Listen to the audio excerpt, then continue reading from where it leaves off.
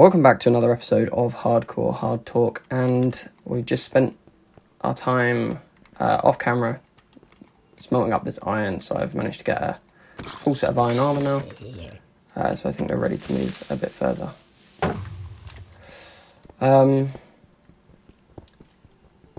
One thing that I now realise that is crazy when I say it out loud is there was a point in my life where every night I used to go to sleep and cry. I used to cry every day. There was a point in my life when I was genuinely so unhappy, and it was the worst feeling, not just because of how sad it made me, but the fact of I couldn't explain how it made me feel. I couldn't explain why I felt that way. I was just a genuinely upset person. And there was a lot of things that contributed to that over time, and it became very overwhelming. And I didn't do enough about it.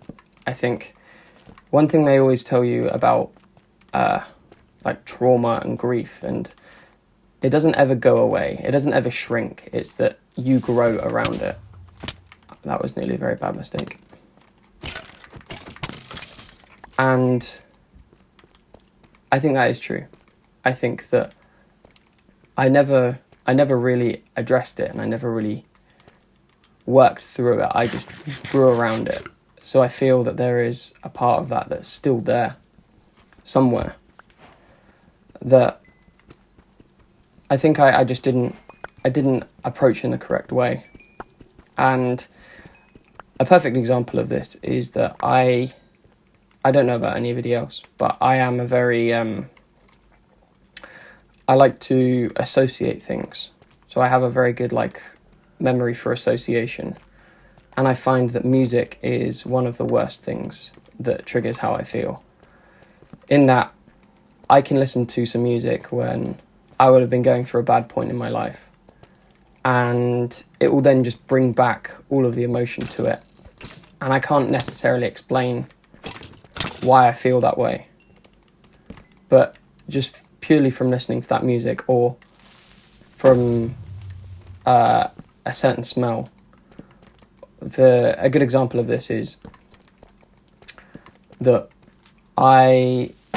during one of my most difficult times at university, I had recently bought a new aftershave, and every time I smell this aftershave now, I hate it. I can't smell that aftershave without feeling a certain way. And it really does show that I didn't address correctly how I was feeling and actually grow from it, and instead I just grew around it. And there's that part that's always going to be there. I spoke to a mental health professional at one point, and she said that she describes it like an onion. He says that a common thing that we find with people that are suffering from stress, anxiety, trauma is the onion method, where you have this core right at the middle, which is so damaged and so fragile, but the body puts layers around it and it protects it, and it's almost like compartmentalizing it, that it's just protected and it's covered and it's in a place where nothing can get to it until that is then exposed. And then all of these feelings and all of these associated the associated emotion with that then reveal itself again. And she said to me that it's a very unhealthy way of managing and coping. And obviously I didn't get a diagnosis. I think that's something that is quite daunting for anybody to sort of get through that final stage of grief and actually to the acceptance part. I think that's probably one of the most challenging. But I do believe that she made a good suggestion about what could potentially be the cause of this. And going back to it is I I used to cry a lot. Not particularly as like a child or anything. I wasn't like a cry child, but instead, it would be that I would be just suffering by myself. I would just sit, and I wouldn't talk to people about how I was feeling. And this proved pretty bad for how I coped with certain situations and how I built friendships and relationships from that. Because I was a very hurt person, as I spoke about in the last episode. So yeah, it's things like this that really, until you address them, you sort of deny them, and you don't want to accept that that's the reality, but it is. Okay, now I feel like I'm rambling a little bit, so I'm gonna focus on the gameplay. And we've just stumbled into the deep dark, which may suggest something scary. I don't mind an ancient city. I think I'm quite good at diffusing the ancient city. Oh, I've found really that it's really difficult for me to speak while playing, so that's going to be something that I work through as we work through this. So, I mean, that was the whole reason behind this. If you haven't watched the first video, the whole reason why I'm doing this is hardcore Minecraft is one of the hardest challenges in the game, and I find that speaking about your emotions can be one of the hardest challenges that a person can face. So I'm attempting to do both of them at the same time, which will prove interesting, especially because I can tell that I haven't been playing the best currently, and also one mistake I can just die from it. So yeah, we'll see. Hopefully we can find Ancient City somewhere here. Ancient City is great in the early game because you can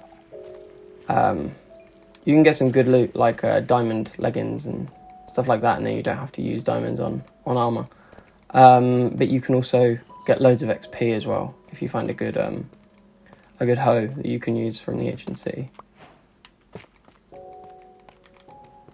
But it doesn't look like we've found an opening here. I am aware that I'm running out of food as well. I've only got a little bit of food left over, so oh shit. I've just sworn. I'm probably going to have to censor that.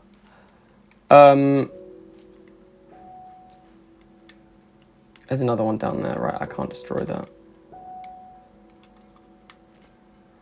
Okay, well, this might prove to be a bit scary in this situation.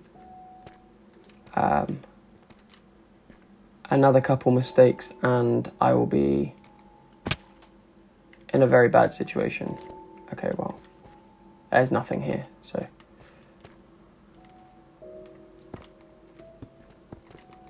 How do I get back? Can I get back? Okay, that's fine. Also, I apologise, I've run out of torches and there's no more coal, so I can't do too much about that at the minute. Is there anything through there? Can I break this, please? Thank you. And no, nothing. So, that's nice. Okay. Oh, well, anyway, if you have been enjoying the series, oh my god, if you have been enjoying the series so far, please be sure to let me know in the comment section if there's anything that you're struggling with or need advice on, or anything that you think I could help with. Then be sure to leave a comment. We have yet to receive a comment, so your comment will be the first if you do make a comment. So if that's something that you're interested in, then please feel free. There's another one there. Oh. I don't think we're going to find the deep dark at this rate, or the ancient city.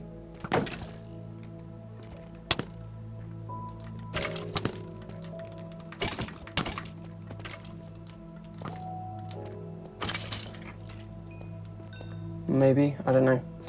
We'll have another look and maybe let this run on for a little bit longer. But yeah, if anybody's new here, please follow, subscribe, like, etc. It would help out a ton. Or share this with somebody who you think could find this useful. I'm playing a very dangerous game here because I can't see whether there is any shriekers, so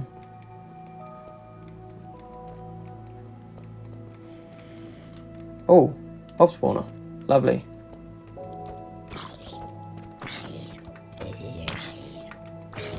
Actually, I don't have any torches at the minute though, that's the only problem. So I'll dig this out instead around it. Right, so yeah, I think I'm gonna just quickly defuse this spawner and then that will be... Okay, I shouldn't do this. I should just come back to this when I find some torches. Golden apple in there. Gunpowder. Okay. Oh, there's torches there. Oh, I can make torches.